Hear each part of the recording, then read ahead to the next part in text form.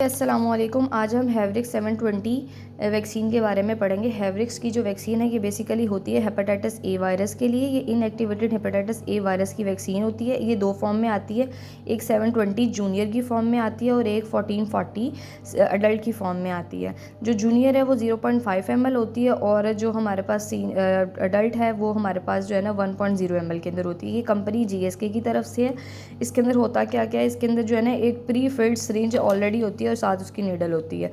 ये नीडल हम बाद में लगाते हैं। ये प्री फिल्ड सिरिंज जो है ना इसके अंदर ऑलरेडी जो है ना वो हमें प्रोवाइड की जाती है। ठीक है, इसका मतलब हमें एक अलग से सिरिंज लेने की ज़रूरत नहीं है। ये इंट्रामस्कुलर हमेशा लगती है, इंट्रावेनस और सबक्यूटेनियस नहीं लगती, इंट्रामस्कुलर लगती है।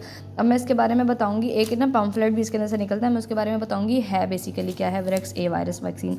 ये जो वैक्सीन है ना ये स्टेराइल सस्पेंशन होती है जो कि कंटेन करती है formaldehyde inactivated hepatitis A virus, जो कि होता है HM175 hepatitis A virus strain होता है, जिसको अब्जॉर्ब किया जाता है एल्यूमिनियम हाइड्रोक्साइड के साथ। जो वायरस होता है ना इसको प्रोपेगेट किया जाता है MRC5 ह्यूमन हैप्लॉइड सेल के ऊपर। Before viral extraction the cells are extensively washed to remove the culture medium constitutes a virus suspension is then obtained by lysis of the cells followed by purification using ultrafiltration technique and gel chromatography.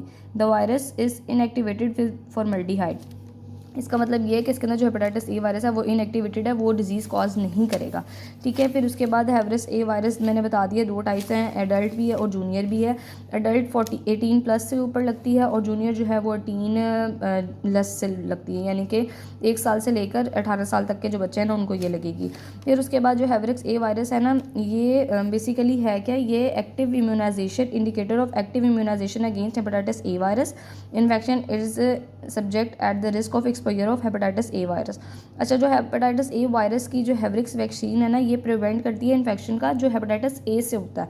अगर वो hepatitis B virus, hepatitis C virus या hepatitis E virus से होता है तो वो उसके लिए इन्फेक्शन जो है ना उसके लिए प्रिवेंशन नहीं करती है।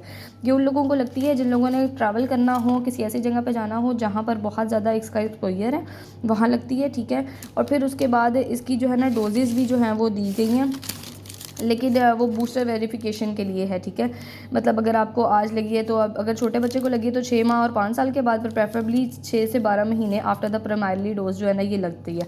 ठीक है, फिर उसके बाद इसकी जो स्टोरेज है, स्टोरेज के अंदर सिंपली यही है कि देखें इसके ऊपर ना लॉट नंबर और एक्सपायरी डेट सब कुछ मेंशन होता है। जब सब कुछ मेंशन होता है तो आपको एक्सपायरी डेट से पहले इस्तेमाल करना है, और दूसरा ये इसको 2 से 8 के अंदर जो है ना टेम्परेचर के अंदर रखना होता है। इसको जो है ना ही फ्रीज़ करना है ना ही रूम टेम्परेचर पर रखना है। रूम टेम्परेचर पर रखने से इसकी जो जाहिर है जब आप इसका टेम्परेचर जो है वो ख़राब करेंगे तो इसकी जो इफेक्टिवनेस है वो कम हो जाएगी।